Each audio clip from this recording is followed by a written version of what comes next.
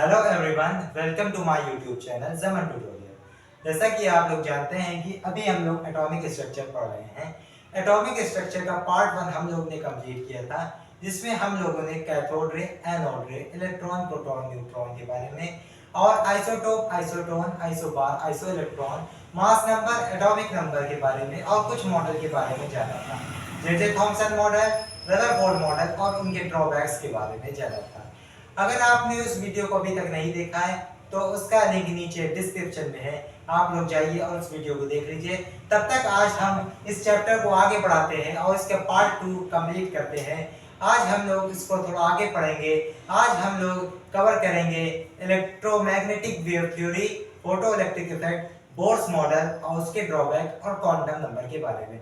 चलिए फिर बिना टाइम वेस्ट करे स्टार्ट करते हैं अपनी वीडियो को। तो चलिए स्टार्ट करते हैं। सबसे पहले इलेक्ट्रोमैग्नेटिक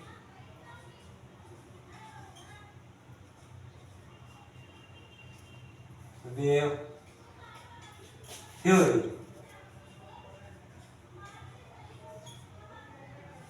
इलेक्ट्रोमैग्नेटिक वेव थ्योरी ये बताती है, इलेक्ट्रोमैग्नेटिक वेव थ्योरी जानने से पहले हम लोग को जानना पड़ेगा कि रेडिएंट एनर्जी क्या होती है। रेडिएंट एनर्जी, रेडिएंट एनर्जी वो होती है जब भी कोई बॉडी, हीटेड बॉडी या फिर कोई भी बॉडी, जैसे हम लोग ले लें, जैसे फिलामेंट ऑफ बल्ब ले लें, जब उसमें करंट पास किया जाता है तो वो रेडिएशन प्रोड्यूस करती है। तो जो उसमें एनर्जी प्रोड्यूस होती है उसी को हम लोग कहते हैं रेडिएंट एनर्जी। तो ये रेडिएंट एनर्जी होती है। उसके बाद इलेक्ट्रोमैग्नेटिक वेव थ्योरी ये कहती है कि वो वेव्स जो इलेक्ट्रिक फील्ड और मैग्नेटिक फील्ड के उसके डायरेक्शन में, इलेक्ट्रिक फील्ड और मैग्नेटिक फील्ड दोनों परपेंडिकुलर होती है, तो उन वेव को हम लोग कहते हैं electromagnetic wave. Electromagnetic wave, electromagnetic waves are those waves in which electric field या फिर electric and magnetic field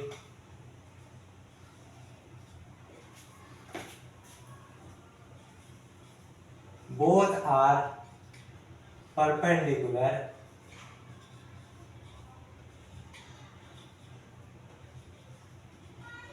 to each other।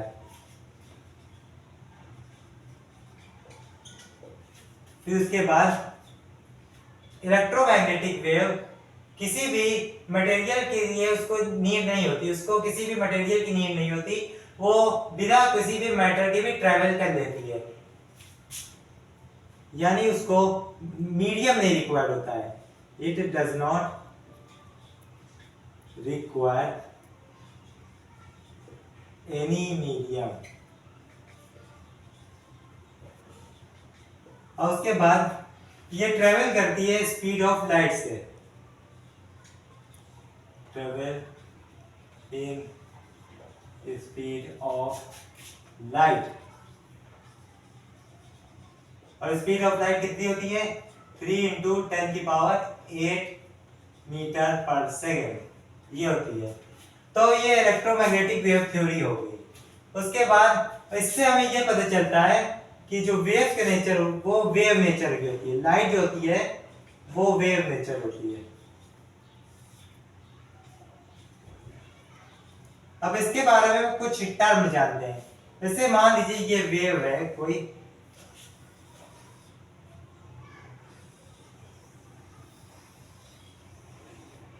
ये वेव हो गई,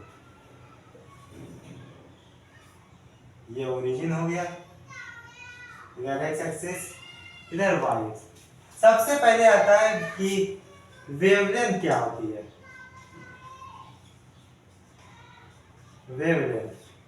वेवलेंथ एवरेज डिस्टेंस होता है एक साइकिल को कंप्लीट करने के लिए। जैसे ये यहां से चला, यहां तक जाएगा, यहां तक जाएगा, यहां तक, यानी यहां से लेकर यहां तक जो average distance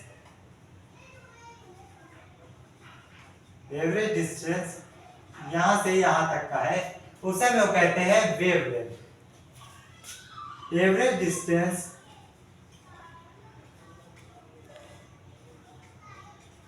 of one complete cycle.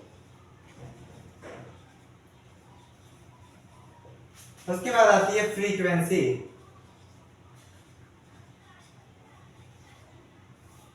Frequency frequency को हम लोग न्यू से डिनोट करते हैं, यानी ये v की तरह होता है। उसके बाद फ्रीक्वेंसी एक सेकंड में कितनी नंबर ऑफ साइकिल कंप्लीट हो रही है, उससे हम लोग कहते हैं फ्रीक्वेंसी, यानी नंबर ऑफ साइकिल पर सेकेंड। ये है आसान भाषा में फ्रीक्वेंसी की डेफिनेशन।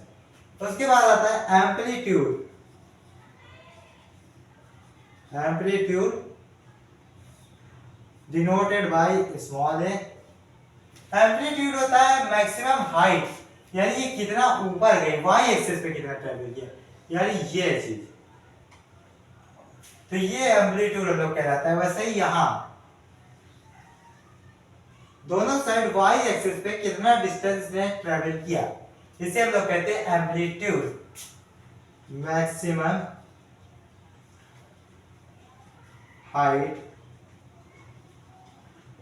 रीच्ड, इसको हम लोग कहते हैं एम्पलीट्यूड।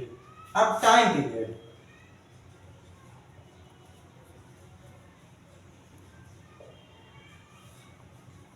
टाइम पीरियड एक साइकिल कंप्लीट करने में जितना टाइम लगेगा, यानी एक वेवलेंथ ट्रेवल करने में जितना भी टाइम लगेगा, उसको हम लोग कहते हैं टाइम पीरियड। जैसे यहां से चले तो ऐसे घूम के यहां से यहां तक आने में जितना भी टाइम लगेगा, उससे हम लोग कहेंगे टाइम पीरियड, जो कैपिटल टी से डिनोट होता है। Time taken to complete one cycle, इसको कहते हैं हम लोग टाइम पीरियड। उसके बाद आता है वेव नंबर।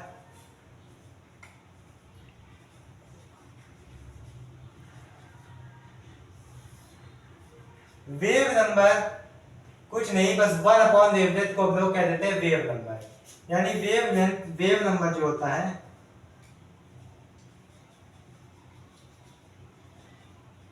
वो 1/वेवलेंथ होता है।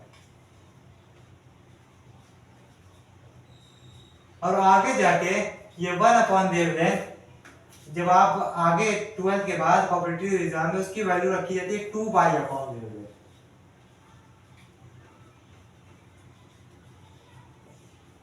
लेकिन 11th क्लास में ज्यादातर ये 1/वेवलेंथ ही लिखा जाता है।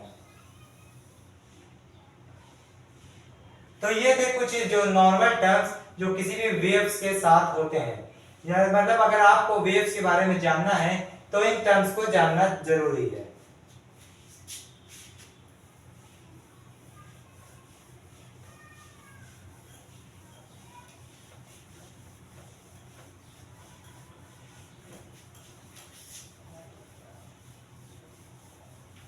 अब ये जो इलेक्ट्रोमैग्नेटिक वेव थ्योरी थी, इसके भी कुछ ड्रॉबैक्स थे।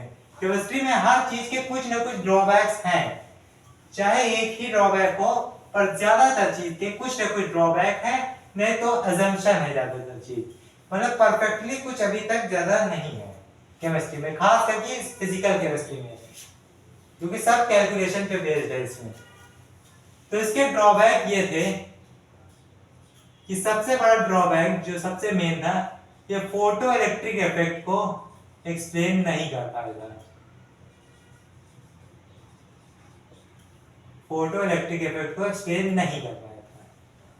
तो फोटो इलेक्ट्रिक इफेक्ट को जानने से पहले हम लोग को एक और चीज जाननी पड़ेगी कि जो लाइट होती है वो शो करती है डुअल नेचर। यानी पहला नेचर तो आप लोग ने जान लिया कि वेव नेचर शो करती है, दूसरा नेचर ये होता है कि ये पार्टिकल नेचर भी शो करती है। यानी ये छोटे छोटे पार्टिकल की तरह भी होती है। पार्टिकल नेचर का एक अंदाजा शुरुआत पे आपको दिखा होगा कि कैथोड रे को उन्होंने जो पार्टिकल के फॉर्म में निकाला था तो एक इलेक्ट्रॉन बन गया था। तो उसी तरह यहाँ भी पार्टिकल नेचर शो करती है। पार्टिकल नेचर को शो करने के लिए प्लैंक नाम के एक साइंटिस्ट ने एक्सपेरिमेंट किया, तो उन्होंने पाया जो एनर्जी होती है वो डायरेक्टली प्रोपोर्शनल होती है फ्रीक्वेंसी के। एनर्जी डायरेक्टली प्रोपोर्शनल होती है फ्रीक्वेंसी के। और ये बात आप बचपन से जानते हैं कि प्रोपोर्शनलिटी का साइन जब हटता है तो आता है यहाँ पर एक कांस्टेंट। तो यहाँ पे एक कांस्टेंट आया E = hv, और इसी h को कहते हैं प्लैंक कांस्टेंट। प्लैंक कांस्टेंट जिसकी वैल्यू होती है approximately 6.626 into 10⁻34 joule second. Joule second इसकी यूनिट है, ये होती है इसकी यूनिट। उसके बाद अब हम लोग जानते हैं पार्टिकल नेचर के बारे में, यानी फोटो इलेक्ट्रिक इफेक्ट के बारे में। Photo electric effect, photo electric effect ये होता है कि जब कोई भी एक सरफेस पे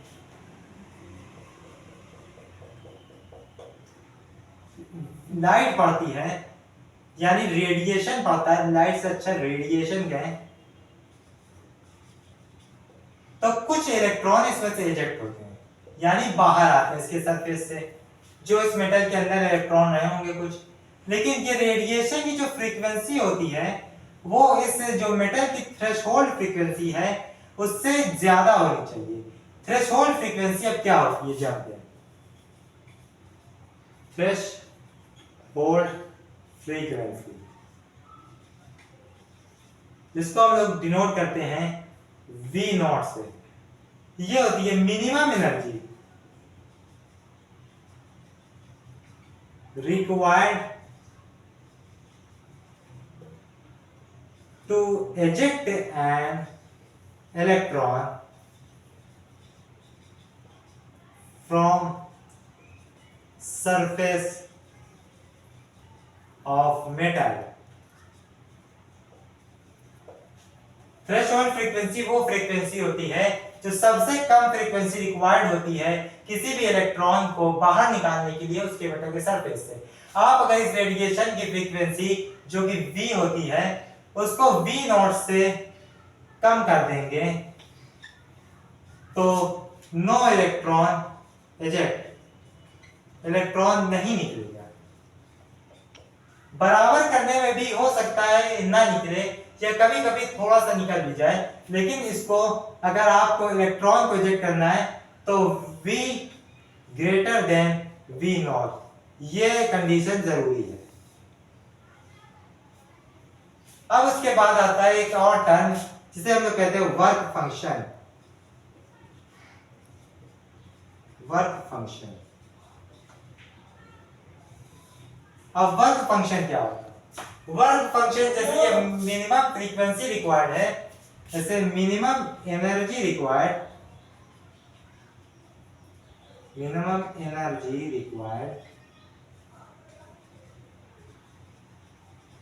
टू एजेक्ट एन इलेक्ट्रॉन।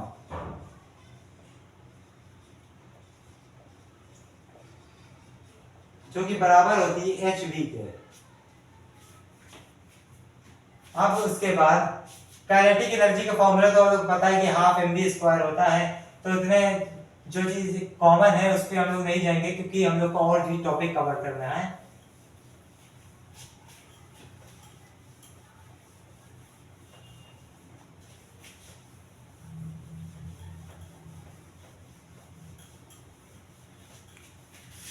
अब हम लोग चलते हैं जो कि इस चैप्टर का सबसे इंपॉर्टेंट टॉपिक है, Bohr's model of an atom में।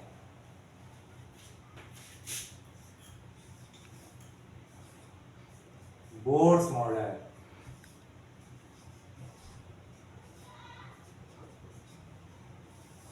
बोर्स मॉडल में बोर्स ने कुछ पोस्टुलेट्स दिए थे अपने, यानी यूं कह लीजिए कि बोर्स ने अपना एक थ्योरम दिया था, थ्योरी दी थी।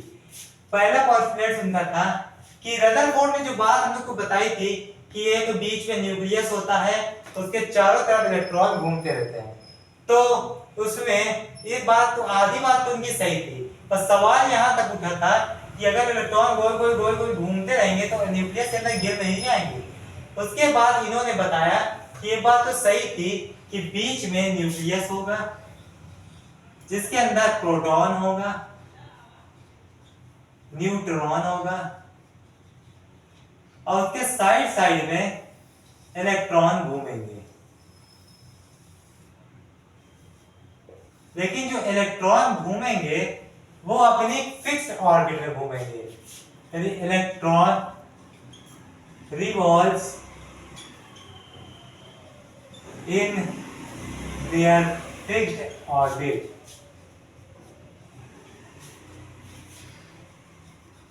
इलेक्ट्रॉन फिक्स्ड ऑर्बिट में घूमेंगे जिससे उनकी एनर्जी बची रहेगी, एनर्जी लॉस नहीं करती, तो इसलिए उसे हम लोग कहते हैं called energy levels.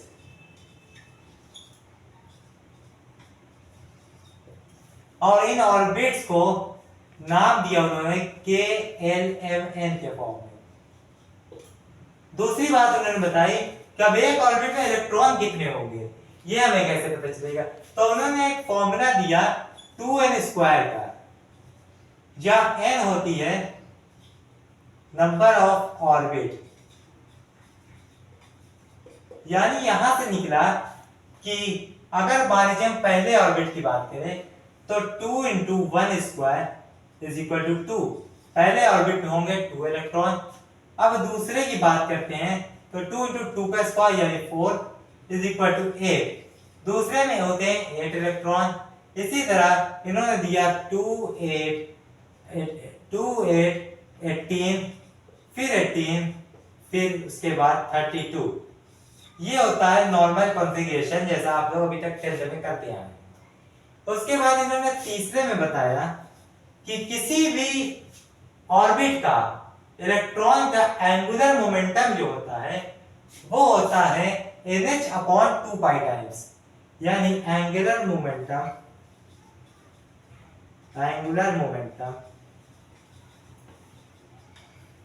of an electron in any orbit या फिर शेल, इसको शेल भी बोलते हैं, इज mvr। ये एंगुलर मोमेंटम का फॉर्मूला होता है, जो मास होता है, वेलोसिटी होता है, रेडियस होता है, इज NH/2π टाइम्स, ये इज इक्वल टू NH/2π। अब यहां समझिए H क्या होता है, प्लैंक कांस्टेंट होता है, प्लैंक कांस्टेंट जिसकी वैल्यू फिक्स होती है 6.626 × 10⁻34। N हो गया कौन सी शेल आपने ली है, नंबर ऑफ शेल। तो ये सबसे इंपॉर्टेंट का पोस्टुलेट था कि किसी भी इलेक्ट्रॉन का किसी भी शेल में एंगुलर मोमेंटम अगर हमें निकालना है तो वो बराबर होगा NH/2π से। अब उसके बाद उन्होंने बताया कि किसी भी इलेक्ट्रॉन की एनर्जी जो होती है, एनर्जी ऑफ इलेक्ट्रॉन जो होती है वो बराबर होती है 1312/n² किलोजूल मोल इनवर्स के बराबर Z²। ये फॉर्मूला है, इसका डेरिवेशन फिजिक्स में आप लोग पढ़ेंगे, बेसिकली केमिस्ट्री में सिर्फ फॉर्मूले का काम है।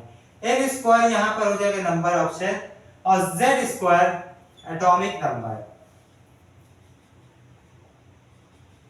तो इससे हम लोग किसी भी शेल के इलेक्ट्रॉन की और निकाल सकते हैं हम लोग एनर्जी। उसके बाद वेलोसिटी, वेलोसिटी का फॉर्मूला भी इन्होंने दिया था, बड़ा सिंपल सा। जो वेलोसिटी का फॉर्मूला था वो था v = v0 n² / z। Metre पर सेकेंड दिया था। अब वी नॉट की वैल्यू क्या होगी, यहाँ पे वी नॉट की वैल्यू फिक्स होती है। वी नॉट की वैल्यू होती है 2.19 इंटू 10⁶ मीटर पर सेकेंड और सेंटीमीटर में 2.19 इंटू 10⁸ सेंटीमीटर पर सेकेंड। तो यहाँ पे आप लोग अगर रखेंगे इस फॉर्मूले में तो वेलोसिटी की वैल्यू मिल जाएगी।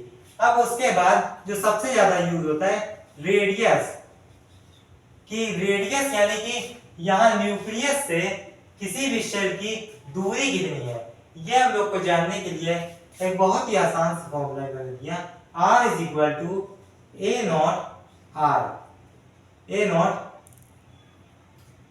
एम स्क्वायर, ये फॉर्मूला दिया। अब ए नॉट क्या होता है, यहाँ पे ए नॉट की भी वैल्यू फिक्स है 0.529 मीटर, ये होती है वैल्यू। अगर आप इसको यहाँ पे रखेंगे और किसी भी ऑर्बिटल की चाहिए यहाँ पे रख देंगे, उसकी वैल्यू निकल आएगी। जैसे मान लीजिए अगर हमें सेकेंड ऑर्बिट की चाहिए तो 0.529 सेकेंड की ऑर्बिट यानी 2 इंटू 2 4 हो जाएगा, 6 3 1, ये आ जाएगी इसकी, अरे सॉरी मीटर नहीं हो गई है, एंगस्ट्रॉम। ये मीटर में अगर करना है तो 10⁻⁻10 करना पड़ेगा, ये आंसर आएगा 2.116 एंगस्ट्रॉम, यानी इसकी यहां से दूरी 2.116 एंगस्ट्रॉम आ जाएगी। अब ये इतना हो गया बोर्स मॉडल के पोस्टुलेट्स। बोर्स ने ये बात हमें बताई जिससे बहुत सारी समस्याएं हम लोग की दूर हो गई। अब उसके बाद बोर्स का भी मॉडल ज्यादा दिन नहीं चल पाया, कुछ ही दिन बाद इसमें भी कुछ खराबियां आने लगी। खराबियां क्या, हम लोग इसको कह सकते हैं कमियां आने लगी। यानी इससे ये कमी आ रही थी कि हम लोग को किसी भी एटम का शेप के बारे में नहीं पता चला कि एटम का शेप क्या होता है, सर्कुलर होता है कि स्क्वायर होता है कि ट्रायंगल होता है कि क्यूबॉइडल होता है, किस तरह का शेप होता है, ये नहीं पता चल पाया शेप के बारे में।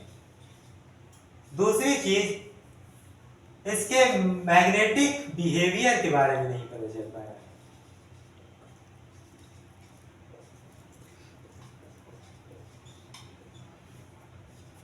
और इससे भी कहीं जगह इनएबिलिटी टू एक्सप्लेन स्टेबिलिटी, यहां पे भी मेटल की स्टेबिलिटी को ये अच्छे से एक्सप्लेन नहीं कर पाए। तो उसके बाद एक नई केमिस्ट्री का, यानी कह सकते हैं इनकी दुनिया में एक नई चीज का आविष्कार हुआ, यानी नई चीज देखी गई। वो नई चीज क्या थी, क्वांटम नंबर्स थे, quantum numbers.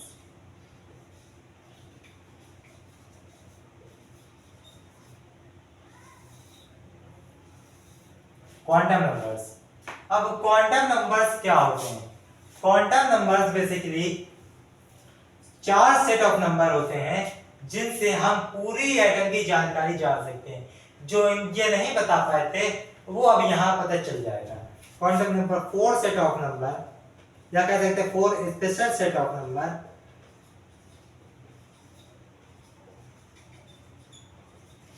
which can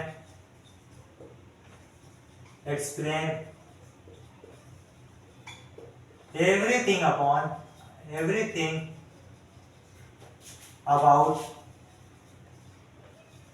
an atom। अब ये 4 स्पेशल नंबर क्या होते हैं? 4 स्पेशल नंबर इसलिए कहा गया है क्योंकि ये होते हैं 4 तरह के। पहला principal quantum number, principal quantum number,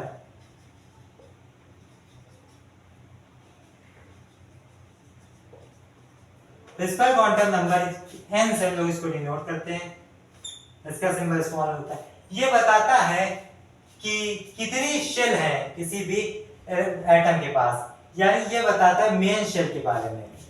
quantum number बताता है मेन शेल, यानी किस शेल के बारे में बात हो रही है। और n की वैल्यू जो होती है वो 1 से लेकर 2 3 इनफाइनाइट कहीं तक भी हो सकती है। ये मेन शेल के बारे में बताता है। और एवरेज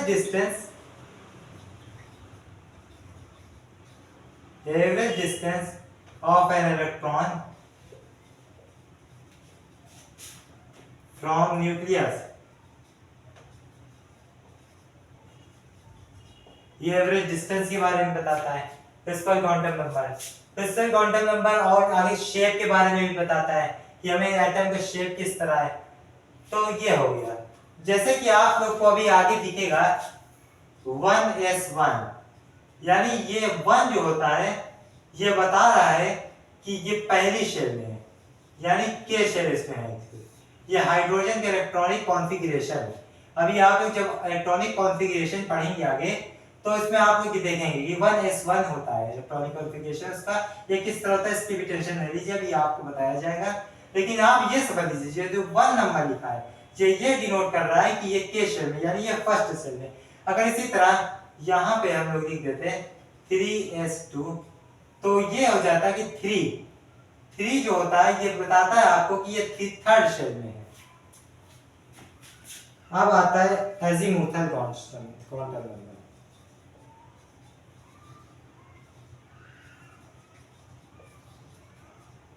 एजीमुथल क्वांटम नंबर ये दूसरा है, ये पहला था। इसको हम लोग डिनोट करते हैं L से, और इसकी जो वैल्यू होती है वो n से 1 कम होती है, यानी n-1। इसकी जो वैल्यू होती है वो n-1 के बराबर होती है। जैसे n अगर 1 था तो इसकी वैल्यू होगी 60, n2 था तो इसकी वैल्यू होगी 0 1, n3 था तो इसकी वैल्यू होगी 0 1 and 2।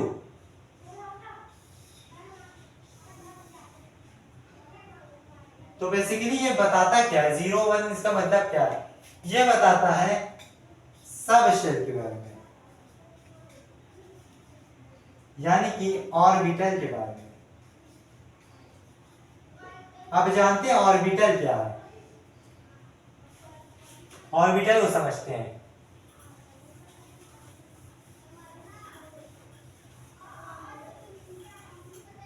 ऑर्बिटल वो होता है कि ऑर्बिटल एक फिक्स जगह होती है, यानी क्लाउड कह सकते हैं हम लोग, न्यूक्लियस के अराउंड, जहां पे इलेक्ट्रॉन के पाने की प्रोबेबिलिटी बहुत ज्यादा होती है। यानी ये कह सकते हैं कि 98% इलेक्ट्रॉन उसी ऑर्बिटल के एरिया में पाए जाते हैं। उस एरिया को हम लोगों ने नाम दे दिया ऑर्बिटल। ऑर्बिटल और ऑर्बिट बेसिकली अलग अलग चीज है, तो हम लोग डिफरेंस के साथ समझ लेते हैं इसको एक साथ कि ऑर्बिट और ऑर्बिटल में डिफरेंस क्या है। ये पाथ होता है in which electron revolve,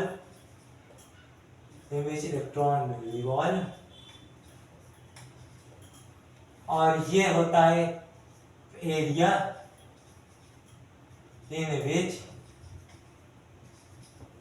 probability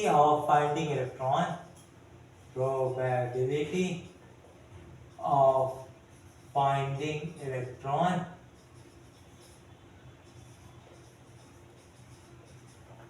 is maximum।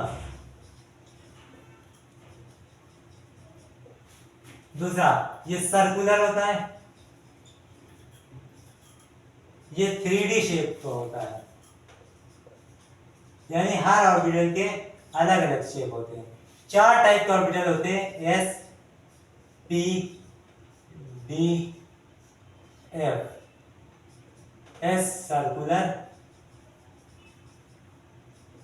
Dumbbell shape, ये डबल डंबल,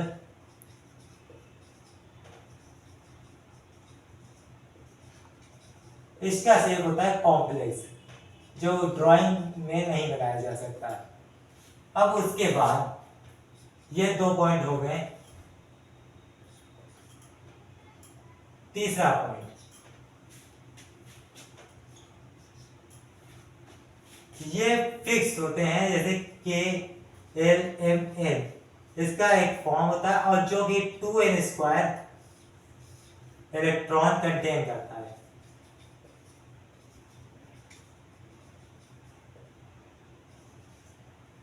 और ये बेसिकली k एलिमेंट के फॉर्म में नहीं होता, ये s p d और f के फॉर्म में होता है और ये बताता है कि किस ऑर्बिटल में कितने इलेक्ट्रॉन हैं और हर ऑर्बिटल में सिर्फ 2 इलेक्ट्रॉन आ सकते हैं। चारों ऑर्बिटल में सिर्फ 2 इलेक्ट्रॉन आ सकते हैं और कई सारी ऑर्बिटल होती है।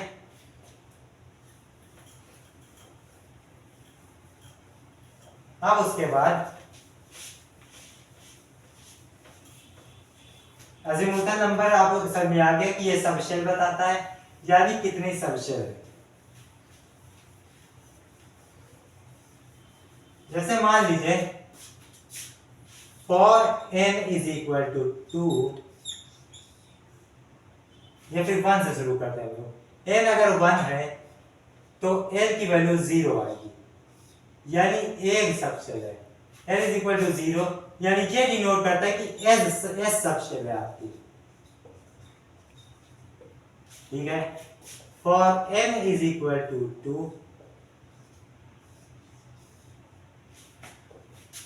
तो ये हो जाएगा 0 और 1, n इज इक्वल टू 0 और 1। For n is equal to 3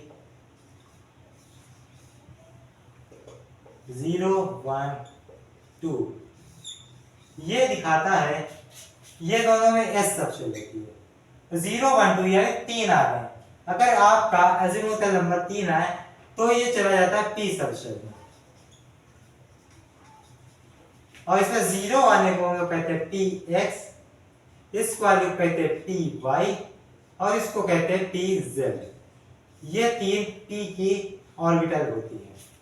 अब उसके बाद for n is equal to 4 ये आ गया 0 1 2 3 तो ये सब दिखाएंगे कि अब ये d सबशेल में आ गया। तो ये होता है अजीमुथल नंबर। अब उसके बाद आता है तीसरे तरीके का।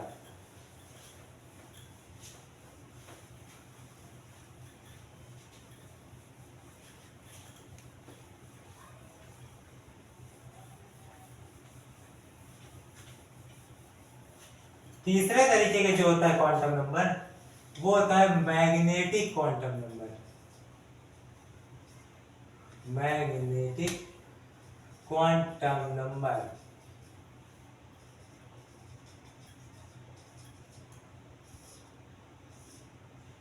इसको डिनोट किया था m से। अब इसकी जो m होता है इसकी वैल्यू कहां से कहां तक होती है, -l से +l तक। यानी पहले देखिए अगर प्रिंसिपल नंबर ये हुआ, प्रिंसिपल नंबर मान लीजिए लोग ने लिया 3 तो अजीमुथल नंबर की वैल्यू आ जाएगी n इज इक्वल टू 0 1 2।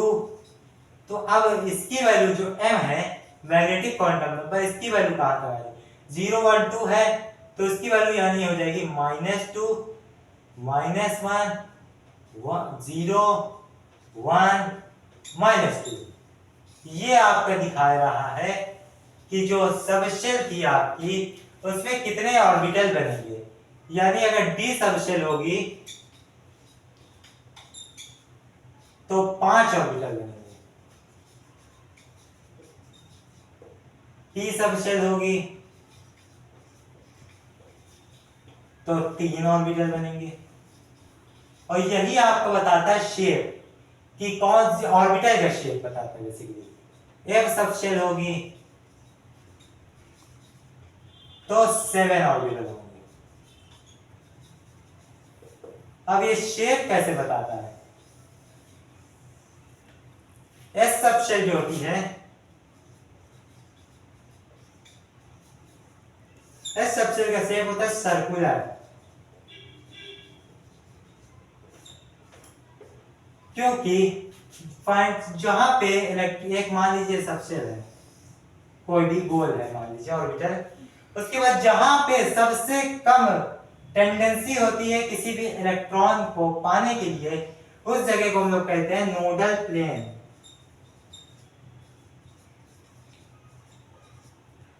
और जैसे कि एस में एक ही सबशेल होती है तो सारे इलेक्ट्रॉन यहीं पे पाए गए, तो इसलिए इसमें नोडल प्लेन 0 होता है, यानी इसमें हर जगह इलेक्ट्रॉन पाए जाने की संभावना बराबर होती है। ये सर्कुलर है इसलिए आप यहाँ भी इलेक्ट्रॉन मिल सकता है, यहाँ भी कहीं भी मिल सकता है, इसलिए इसका शेप सर्कुलर होता है। उसके बाद आता है पी सबशेल। इसका शेप होता है डम्बल, यानी कुछ इस तरह से। इसमें यहाँ जो बीच में सेंटर में होता है, यहाँ पे इसमें नोडल प्लेन देखा जाता है, यानी यहाँ पे इलेक्ट्रॉन बिल्कुल नहीं होते और साइड साइड पे इलेक्ट्रॉन की प्रोबेबिलिटी हाई होती है, इसलिए ये इस तरह दिखते हैं, डंबल की तरह दिखते हैं। और 3 तरीके के होते हैं, इसलिए जो px होता है वो x एक्सिस पे होता है, ये x एक्सिस है, ये इस तरह से होता है। और py y एक्सिस पे होता है, y एक्सिस ऊपर, यानी ये इस तरह से होता है। अब उसके बाद pz जो होता है वो z एक्सिस पे होता है, इस तरह से। ये यानी ये हो गया p ऑर्बिटल का शेप, ये s ऑर्बिटल का शेप हो गया, ये p ऑर्बिटल का शेप हो गया। अब हम लोग डिस्कस करते हैं d ऑर्बिटल का शेप, लेकिन d ऑर्बिटल का शेप बाद में जब इलेक्ट्रॉन की फिलिंग की बारी आएगी तो अच्छे से बताएंगे, क्योंकि अभी उसमें dx² - y² और dz² जो होता है वो अभी हो सकता है आप लोग के समझ में ना आए। तो इसलिए चौथे नंबर का जो होता है स्पिन क्वांटम नंबर, इसकी वैल्यू सिर्फ या +½ होती है या -½ होती है और s से डिनोट किया जाता है। यह बेसिकली बताता है कि इलेक्ट्रॉन रिवॉल्विंग इन क्लॉकवाइज और एंटी क्लॉकवाइज। अगर वैल्यू पॉजिटिव है यानी पॉजिटिव हाफ है तो वो हो जाएगा क्लॉकवाइज, और नेगेटिव है यानी -½ है तो वो हो जाएगा anti clockwise. Spin quantum number में बस इतना ही है। अब उसके बाद बारी आती है, अब कुछ दिनों बाद जब डुअल नेचर ऑफ पार्टिकल पता चल गया सबको, तो आए एक साइंटिस्ट डी ब्रोगली, जिन्होंने अपना कॉन्सेप्ट दिया डी ब्रोगली हाइपोथेसिस के नाम से लोग जानते हैं, या फिर उसको कह सकते हैं डी ब्रोगली वेव। उन्होंने बताया कोई भी ऑब्जेक्ट हो, लाइट जरूरी नहीं है, कोई भी ऑब्जेक्ट हो, या माइक्रोस्कोपिक हो या मैक्रोस्कोपिक। माइक्रोस्कोपिक मतलब खुली आंख से लोग उसे देख सकते हैं। वो जब वो ट्रेवल करते हैं यानी वो चलते हैं तो अपने पीछे एक रेस छोड़ते हैं, वेव छोड़ते हैं। वो वेव्स जो होती हैं वो ऐसे तो नहीं दिखाई देती, लेकिन वो बहुत ही ज्यादा वेवलेंथ उनकी ज्यादा होती है, इसलिए हम उन्हें देख नहीं पाते, या फिर वेवलेंथ उनकी बहुत ज्यादा ही कम होती है इसलिए हम उन्हें नहीं देख पाते। तो उन्होंने बताया जो वेव निकलती है de Broglie waves, de Broglie waves, यानी जो वेव्स होती है वेवलेंथ लैम्डा से हम लोग डिनोट करते हैं वेवलेंथ को, वो होती है h/p के बराबर, या h तो प्लैंक कांस्टेंट है लेकिन ये p क्या है, p होता है मोमेंटम जो बराबर होता है m/v के। अब मान लीजिए कोई एक ऑब्जेक्ट है जिसका मास 3 kg है और वेलोसिटी उसकी 100 मीटर पर सेकेंड है। ठीक है, उसके बाद हम लोग को निकालना है इसकी वेवलेंथ क्या होगी। अब वेवलेंथ निकालने के लिए lambda is equal to h upon p करना है। h की वैल्यू तो आप लोग को पता है 6.626 होती है, अप्रॉक्स लिख देगा 6.6 भी लिख सकते हैं, 10 की पावर -34 जूल सेकेंड। और अब इसकी वेलोसिटी पहले चेक करना है, मीटर पर सेकंड में है ना, हाँ जी मीटर पर सेकंड में है, तो यानी हम लोग लिख दिया यहाँ 100 और मास की केजी में होना चाहिए, तो मास क्या पे 3 लिख दिया। अब यहाँ से पॉइंट हटा के 0 बढ़ा देंगे, 3 10 बार में 3 22 बार में ये ऊपर चला जाएगा 0.022 इंटू ये ऊपर चले जाएगा 10 की पावर -33। अब ये आ गई वेवलेंथ इसकी मीटर में। लेकिन ये आंसर सही तो है, ठीक तो है, लेकिन लिखने के सही तरीके में नहीं है। तो यहाँ हम लोग ये पॉइंट को शिफ्ट करेंगे 1-2 प्लेस यहाँ पे, तो 2.2 इंटू 10 की पावर -35 मीटर,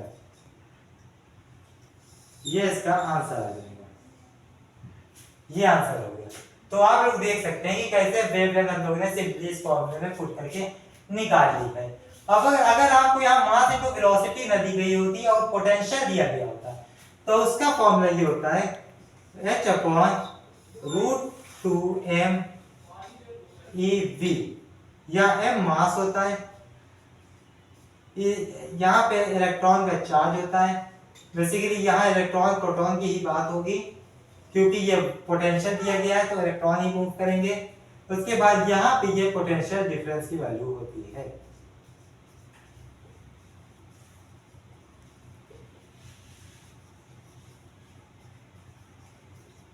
ये पोटेंशियल डिफरेंस की वैल्यू होगी। तो ये थी डी ब्रोगली वेव्स, जिससे हम लोग किसी भी मेटल की वेव्स के बारे में पता लगा सकते हैं कि उससे कितनी वेवलेंथ की वेव निकल रही है। और ये इम्पॉसिबल है कि कोई भी मेटल चले और या फिर हिले डुले भी तो उसमें से वेव्स ना निकले, ऐसा इम्पॉसिबल है। अब बात करते हैं हम लोग एक और टॉपिक की, जो है हाइजेनबर्ग अनसर्टेनिटी प्रिंसिपल। ये हाइजेनबर्ग अनसर्टेनिटी प्रिंसिपल क्या बताता है?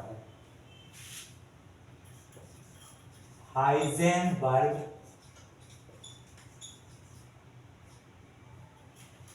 Uncertainty principle.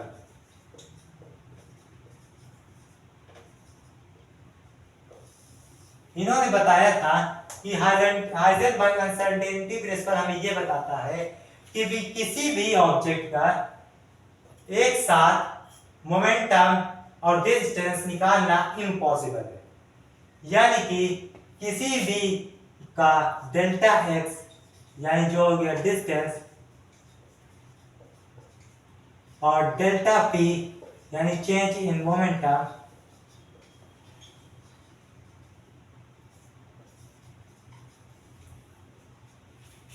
वो एक साथ लोग नहीं निकाल सकते, क्योंकि वो हमेशा बड़ा आएगा h अपॉन 4 पाई के।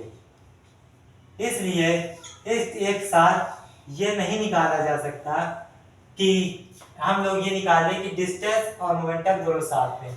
उसी तरह अगर हम लोग इसको नीचे भेजते हैं delta x delta v h upon 4 पाई m, तो वेलोसिटी और डिस्टेंस भी साथ में नहीं निकाली जा सकती, क्योंकि अगर वेलोसिटी आप तभी निकाल पाएंगे जब आपको डिस्टेंस पता होगा, और डिस्टेंस और वेलोसिटी साथ निकालना इम्पॉसिबल है। तो अब यहां से क्लियर हुआ लोगों को जाके कि इलेक्ट्रॉन न्यूक्लियस पे क्यों नहीं चलते, क्योंकि अगर हम यहाँ पे प्लैंक कांस्टेंट की वैल्यू और 4 और पाई की वैल्यू और इलेक्ट्रॉन का मास 6.626 इंटू 10 की पावर -34, अभी हम इसको डिस्टेंस को नजरअंदाज कर देंगे, सिर्फ वेलोसिटी देख रहे, velocity greater than equal to 4 into 3.14 into 9.1 into 10 की पावर -31 kg। जिसका आंसर निकल के आता है अप्रोक्सीमेटली 5.77 इंटू 10 की पावर 10 मीटर पर सेकेंड। ये स्पीड होगी इलेक्ट्रॉन की। अब लेकिन लाइट की स्पीड होती है 3 इंटू 10 की पावर 8 मीटर पर सेकेंड, और ये उससे बड़ा आ रही है लाइट की स्पीड से, जो इम्पॉसिबल है। तो इसलिए इलेक्ट्रॉन की इतनी स्पीड होती ही नहीं कि वो एक न्यूक्लियस पे इंटर कर जाए। हाँ, अगर इलेक्ट्रॉन इस स्पीड से ट्रेवल करे तो वो न्यूक्लियस के अंदर इंटर कर जाएगा और पूरा खेल खत्म हो जाएगा, यानी ब्लास्ट हो जाएगा और इस दुनिया के सारे एटम एक एक करके सब खत्म हो जाएंगे। तो हाइजेनबर्ग अनसर्टेनिटी प्रिंसिपल से हमें यह पता चलता है कि इलेक्ट्रॉन क्यों न्यूक्लियस के अंदर नहीं जाता है, जबकि वो अपोजिट चार्ज का होता है। प्लस चार्ज प्रोटॉन होता है तो उसको तो इलेक्ट्रॉन को खींच लेना चाहिए, तो इसलिए नहीं होता है। तो आज के लिए इतना ही। अब filling of orbital of electron और इलेक्ट्रॉन का कॉन्फ़िगरेशन और पॉली एक्सक्लूजन और हर्ट्ज रूल हम लोग अगली वीडियो में कवर करेंगे। तब तक के लिए अगर आपको ये समझ में आया तो हमारे चैनल को लाइक करके सब्सक्राइब करके बेल आइकन दबाना ना भूलिए और इसको ज़्यादा से ज़्यादा शेयर करिए। और तब तक के लिए keep learning, keep studying. Thanks for watching my video. Bye bye.